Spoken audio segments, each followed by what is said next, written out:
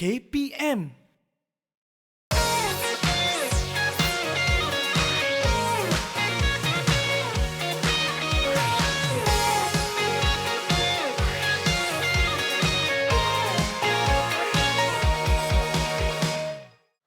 Air pasang surut, surut pukul 5. Itik bertelur, ayam berkokok. Kok. Assalamualaikum warahmatullahi wabarakatuh. Salam sejahtera. What's up everybody? Anda sedang menyaksikan apa? Kokurikulum Didik TV KPM bersama dengan saya Ahmad Nazri. Lama kita tak nyanyi lagu tu kan? Nak one more ke? Tak payahlah. Okey, jadi kepada anda semua, seperti biasa, badan unit beruniform yang kita nak belajar hari ini adalah Bulan Sabit Merah Malaysia. Jadi ingat kepada kawan-kawan, apa-apa pun kita kena patuhi segala SOP. Sentiasa apa? Ini dia, pelitup muka kena pakai apabila kita keluar. Seterusnya apa lagi? Cuci tangan dengan kerap. Pakai apa? Pakai hand sanitizer ataupun sabun cuci tangan. Dan juga ini, kita kena jaga jarak 1 meter apabila kita keluar. Baik, kita dah tahu dah subjek kita nak belajar apa. Subjek pula. Apa badan uniform apa kita nak belajar hari ini. Tetapi ini gurunya ni, siapa yang kita akan bersama? Adakah Cikgu Mugen ataupun Cikgu Badrul ataupun Cikgu Bismi ataupun Cikgu Bobby? Kalau tahu siapa, jom kita tengok profil guru hari ini.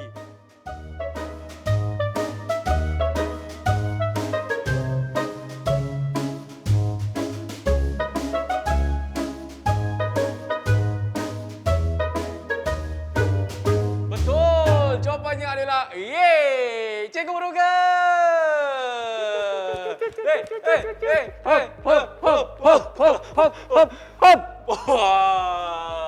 Cikgu, dengan kata cikgu nak tegur saya punya lagu tadi kan cikgu? Wah, hebatlah. Saya bisik di sana, you sudah tahu. Hebatlah. Telinga apa ni? Okey cikgu, kita tolak tepi lagu yang saya salah nyanyi tadi tu. Tak apa, no problem. Seperti biasa cikgu, hari ini sejarah ataupun aktiviti apa yang dijalankan oleh Bulan Sabit Merah Malaysia cikgu? Sekarang sampai masa saya nak cerita pasal aktiviti Indo Bulan Sabit Merah Malaysia. Let's go. Okey. Bulan Sabit Merah, aktivitinya adalah berdasarkan kepada disaster preparedness. Apabila berlaku sebarang bencana, kita akan, Bulan Sabit Merah Malaysia akan turun padang berperanan bersama-sama dengan Kementerian Kebajikan dan Pembangunan Wanita. Di mana we have to work hand in hand, bekerjasama. Lepas tu menyediakan makanan juga bersama-sama dengan kementerian yang sama. Seterusnya, membantu menguruskan pentadbiran relief center. Relief center, pusat-pusat yang memerlukan bantuan masa kecemasan. The center tu, Bulan Sabit akan bertugas di situ. Dan pendaftaran mangsa-mangsa yang berada di pusat-pusat tersebut. Baik. Seterusnya juga, menyediakan perkhidmatan first aid di dalam pusat. Dan memberi rawatan nursing care kepada mangsa. Itu disaster preparedness. Itu baru satu. Nombor 2, menyediakan perkhidmatan ambulans. Bila dengar siren, tinta, mata saya selalu tengok, itu lambang apa ya? Lambang Bulan Sabit. Dalam banyak-banyak ambulans, Bulan Sabit antara perkhidmatan ambulans yang sangat awal di Malaysia. Di mana pada tahun 1969, kita sudah mula menyediakan perkhidmatan ambulans di Lembah Kelab. Okey? Seterusnya, nombor 3. Nombor 3 ialah fundraising. Masa aman, Bulan Sabit sering membuat kutipan untuk meningkatkan dana. Kalau saudara-saudari yang kat rumah nak hulur bantuan kepada Bulan Sabit, silalah. Aktiviti kita dah tahu. Ini, kita nak belajar apa pula hari ini, cikgu? Saya dapat bau-bau macam nak buat CPR. Itu ramalan Akmal yang memang tepat kena. Sebab saya tahu Akmal ni ada connection dengan ahli nujum. Tapi cikgu, kalau sebut pasal CPR, kita kan dah buat CPR untuk orang dewasa. CPR untuk kanak-kanak pun sudah. CPR apa lagi yang kita belum buat, cikgu? Siapa lagi? Bayilah. Ah? Bayi. CPR untuk bayi? Yes. Kita memang ada CPR yang khusus untuk bayi. Sekarang kita akan dalam segmen ini kita akan mengenali CPR untuk bayi. Tapi sebelum itu, Ya. kita kena tahu apa itu definisi CPR, apa itu tujuan CPR, apa itu formula CPR. Silakan. Boleh kan? Yang pertama cikgu, apa definisi? Nombor 1. CPR. Cardiopulmonary Resuscitation. Okey. Dalam bahasa Melayunya ialah pemulihan pernafasan. Definisi dia, CPR adalah pembelajaran satu kaedah teknik untuk menyelamatkan nyawa mangsa tanpa menggunakan peralatan-peralatan canggih sementara menantikan ambulans, paramedik ataupun bantuan selanjutnya. Kalau kita dah mempelajari, menguasai, memahami teknik ini, kita boleh pantas bertindak dan menyelamatkan nyawa mangsa. Itu definisi. Baik. Mari kita tengok seterusnya, iaitu kenapa kita perlu pantas bertindak. Ini otak. Betul. Dalam ni ada otak, betul? Apabila jantung berhenti berdenyut, duk-duk, duk-duk, duk-duk, berhenti, bekalan darah beroksigen ke otak akan terhenti. Oleh yang demikian, otak hanya boleh hidup 4 hingga 6 minit sahaja. Cun, thank you. Yap. Oleh yang demikian, kita perlu melakukan sesuatu, memberi bantuan misi menyelamat kepada mangsa dengan menghantar bekalan oksigen ke otak dalam masa 10 minit. Itulah definisi dan tujuan CPR. Okey, Dapat? baik. Alright. Jadi cikgu, maksudnya kita nak buat formula semua bila cikgu? Formula dalam segmen yang kedua lah. Tapi cikgu, ini kawan-kawan dekat rumah, diorang semua minta tanya kepada cikgu. Cikgu, hari tu kita dah selamatkan Bobby, kita dah selamatkan Bismi. Yang ini siapa pula nama dia cikgu? Tapi kalau nak tahu apa nama dia, selepas sini dalam Kokurikulum Didik TV KPM. Didik TV KPM. Didik TV KPM. Masih lagi menyaksikan Kokurikulum Didik TV. KPM. Alright, bersama dengan saya Akmal Nazir dan juga Cikgu Murugan kita. Tadi kita dah tahu dah kan apa yang kita nak belajar hari ini, iaitu CPR bagi bayi. Tapi apa-apa pun sebelum itu, Cikgu, kita pun dah pakai ini, dah pakai glove. Dan jangan lupa untuk kita lakukan sanitasi terlebih dahulu, Cikgu. Tolong saya. Saya pun pakai glove, siapa nak tolong? Kita tolong kita. Kita tolong kita lah. Okey, saya akan letakkan dekat Cikgu. Dan saya pun akan pakai dekat diri saya juga. Okey, kita pun dah sanitize, Cikgu. Barulah kita boleh mulakan kita punya, ni panggil apa, Cikgu? Demonstrasi, Cikgu Kita buat demo CPR untuk bayi. Ya, tapi sebelum itu, Cikgu, saya pasti ramai ni kawan-kawan nak tahu mengenai tujuan CPR ni apa sebenarnya, Cikgu? Fantastic question. Ya. Tujuan CPR tidak lain, tidak bukan daripada menyelamatkan nyawa mangsa. Nyawa adalah satu perkara atau elemen yang tidak boleh jual beli. Okey, tak ada kedai, tak ada market, tak ada pasar raya yang jual nyawa. Okey, pantas bertindak dan menyelamatkan nyawa. Nombor 2, mengembalikan bekalan oksigen ke otak sementara bantuan tiba. Itu ambulans lah. Ambulans, paramedik, doktor, siapa yang lebih arif dalam bidang ini, sebelum mereka sampai, apa kita perlu buat, itulah tujuan. Seterusnya, seperkara lagi yang kita perlu tahu ialah bila kita perlu buat CPR untuk mangsa. Kita perlu tahu untuk siapa bantuan CPR perlu diberi. Akmal ingat, nombor 1, tidak sedar diri. Betul Betul. Nombor 2, mangsa yang tiada bernafas. Mangsa yang tidak bernafas. Nombor 3, tidak ada denyutan nadi. Inilah 3 keadaan yang memerlukan bantuan CPR.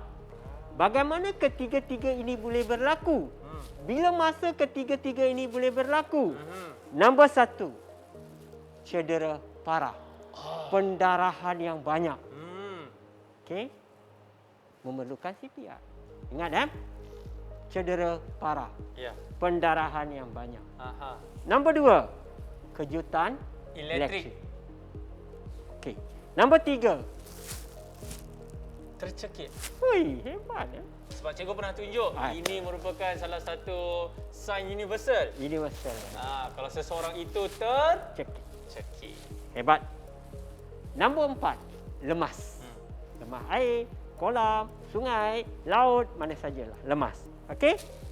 Seterusnya, serangan penyakit jantung.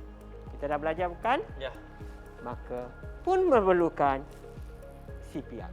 CPR ialah pemulihan pernafasan. Air sekali terbakar yang boleh menyebabkan mangsa mengalami tidak sedar, jantung berhenti, tidak ada pernafasan, nadi tidak itulah perkara-perkara yang memerlukan bantuan CPR. Para pelajar sekalian yang di rumah sana, kalau CPR sememangnya ada formula. Ingat, CPR sememangnya ada formula. Sekarang pelajar, saya nak tanya Abang Akmal. Apakah dia formula CPR? Jom kita tanya Akmal. Saya rasa sesiapa yang dah ikut kita punya kurikulum ni kan, dia pasti tahu. Setiap kali kalau kita nak buat CPR, ada formula dia. Semestinya apa kawan-kawan? Sebutkan. D. Betul. Lepas tu R. Cantik. C. A. Dan juga C. B. Cuba ulang balik. D-R-C-A-B, cikgu. DRCAB. Bagi satu tepukan untuk Cik Akmal. Ya, untuk kawan-kawan juga dekat rumah juga. D merupakan adalah danger, R adalah apa cikgu? Respon. Respon. C adalah Compression. A adalah Airways. dan B adalah Breathing. yes, itu dia sentiasa kena ingat setiap kali kalau kita nak lakukan CPR ya kawan-kawan. Jadi cikgu, bolehlah kita mulakan. Saya rasa kita kena berehat seketika, dapatkan sedikit tenaga dan kita sambung kembali dalam segmen yang seterusnya. Okey, jadi kepada anda semua jangan ke mana. Selepas ini kita akan lakukan demonstrasi CPR bagi bayi. Alright, selepas ini dalam kurikulum. Didik TV KPM. Didik TV KPM.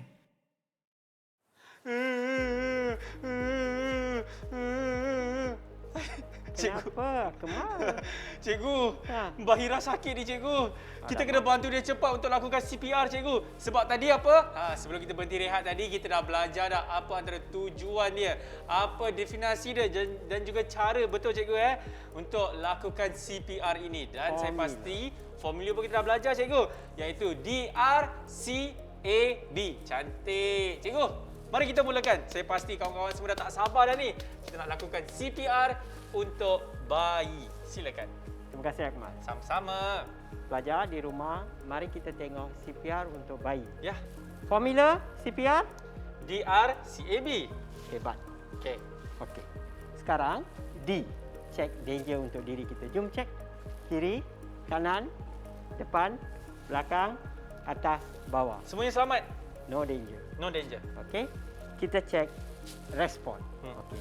Untuk cek respon baby, cuba kita tengok di sini ya. Okey. Kita perlu letak satu tangan di kepala sini. Sebab bayi baby ni dia very fragile tau. Dia kepala dia boleh gerak-gerak So kita letak je satu tangan di sini dan kita guris kaki, tapak kaki baby ni macam ni. Akmal boleh nampak ke? Boleh cikgu? Okey, kita guris-guris sikit. Okey. Baby, hello baby. Hello baby. Hello baby. Hello baby. Kalau tahap kesedaran dia ada, baby itu akan bereaksi, menggerak-gerakkan dirinya. Akmal, no respond. Can you please go and call ambulance? Come back to me. Please dial 999. naik. Jangan lupa nombor tu. Okey. Okey, D sudah, R. R sudah. Seterusnya apa Akmal? C. C. Seperti mana yang saya ceritakan dulu, sekarang ni zaman COVID. COVID. Sebelum melakukan CPR, C, C compression, kita perlu membuat dengar, rasa Lihat. dan lihat. Okey, dalam kiraan 10. Okey. Tetap ingat apabila deal dengan baby, satu tangan mestilah berada di kepala. Okey. Kita pegang dahi dia. Okey, tengok. Saya letak telinga saya di antara hidung dengan mulut baby. Mata perhatikan dada. Apa saya sedang buat ialah dengar, rasa dan lihat. Tolong kira Akmal. 1, 2, 3, 4, 5, 6, 7, 8, 9, 10. Tak ada respon dari Ya. baby. Okey, itu menunjukkan tidak ada pernafasan. Sebab telinga saya tak ada rasa lembab. Ya. Mata saya juga tidak melihat dada dia naik turun. Confirm lah. Okey. Sekarang dengan segera saya perlu melakukan C. Sebelum saya melakukan C, saya perlu membuka salur pernafasan. A for airways. Ingat always remember, masa deal dengan bayi ni, apabila membuka salur pernafasan, bukalah sedikit saja sebab salur pernafasan dan bahagian komponen dalam baby ni sangat fragile. Kalau you buka salur pernafasan tanpa sedikit saja, apa akan berlaku ialah kerosakan, kecederaan pada bahagian salur pernafasan. Tangan ini jangan anjak. Okey. Jangan anjak sebab kepala dia boleh jatuh sana, kiri, kanan. Okey, sengit dan sebagainya. So, tengok sekarang saya sudah buka salur pernafasan sikit saja. Cukup. Okey, hembusan kita tak bagi kan?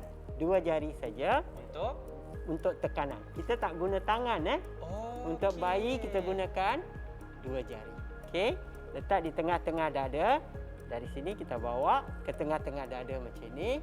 Sama dalam masa 1 minit kita beri 100 hingga 120 kali tekanan. Kedalaman tekanan setengah inci hingga 1 inci. Okey. Itu saja. Jangan lebih, jangan kurang. Okey, boleh kita mula? Boleh. Kita beri tekanan 1 minit saja sebanyak 100 hingga 120 kali tekanan. Saya mula sekarang. 1, 2, 3, 4, 5, 6, 7, 8, 9, 10. 1, 2, 3, 4, 5, 6, 7, 8, 9, 10. Akmal, beginilah seterusnya. Kita perlu membuat tekanan sehingga 100-120 kali dalam masa 1 minit. Ingat, kita boleh berhenti membuat CPR dalam 3 keadaan saja. Keadaan 1, ambulans sampai. Keadaan 2, mangsa sudah pulih. Keadaan 3, kita letih, kita minta bantuan rakan saya untuk mengambil alih proses CPR ini. Para pelajar di rumah, kalau anda yakin, anda boleh lakukan, tak salah. Satu lagi keunikan untuk bayi ialah apabila dia mengalami memerlukan bantuan CPR, kita boleh nampak dengan jelas kebiru-biruan, blue black di muka. Itu ialah tanda yang sangat senang untuk kita lihat, very noticeable, kerana dia sudah jadi macam kebiru-biruan. Itu tanda apa? Kehadiran oksigen dalam tubuh badan bayi sudah berkurangan. Itu simptom yang sangat nyata yang kita boleh nampak. Bila mangsa dah pulih, kebiru-biruan ni akan beransur-ansur hilang. Cikgu, Ya. saya pasti nilai-nilai mulia yang kita boleh dapat apa cikgu? Jangan panik. Jangan panik sebab ini bayi. Betul. Nombor 1. Nombor 2, anda kena, bila sudah tak panik, bila sudah ada ilmu, kebolehan anda melakukan CPR menjadi sangat mudah. Keyakinan diri. Kalau ada keyakinan diri, apa yang anda amalkan sememangnya akan jadi betul dan tepat. Itulah 2 elemen nilai murni yang perlu kita amalkan semasa memberi bantuan pertolongan CPR kepada bayi. Ingat, bayi mudah diuruskan kalau anda mempunyai keyakinan diri dan ilmu yang sewajarnya. Okey, kepada anda semua terima kasih banyak kerana telah bersama dengan kami selama setengah jam ni, dan diharapkan apa yang disampaikan oleh Cikgu Murugan bagi CPR bayi sedikit sebanyak dapat kita serap, dan juga mana tahu nanti satu hari nanti kita dapat apply-kan, betul Cikgu? Ilmu ni aset untuk diri anda. Yes. Amalkan, simpan, sebarkan. Ya, wah. Cikgu marahkah apa tadi? Ini penegasan. Okey, jadi kita akan jumpa lagi untuk episod seterusnya. Saya Akmal Nazri. Saya Cikgu Murugan. Dalam Kokurikulum Didik TV KPM.